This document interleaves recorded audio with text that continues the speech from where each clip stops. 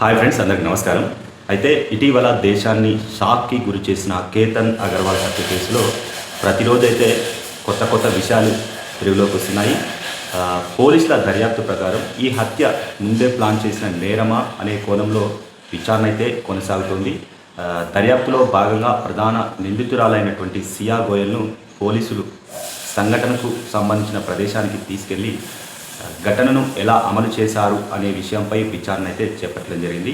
అలాగే ఆమెకు light detector పరీక్ష నిర్వహించేందుకు కూడా కోర్టు అనుమతి కోరినట్లు సమాచారం. ఈ కేసు సోషల్ మీడియాలో పెద్ద ఎత్తున చర్చకు దారితీసిన నేపథ్యంలో ప్రస్తుతం ఇంకా దర్యాప్తు కొనసాగుతూనే ఉంది. కోర్టులో ఈ ఘటన మరొకసారి ఒక ప్రశ్నను మన ముందుకు తీసుకొచ్చింది. సంబంధాల్లో విభేదాలు వచ్చినప్పుడు చట్టపరమైన మార్గాలను వదిలి నేరాలకు ఎందుకు పాల్పడుతున్నారు?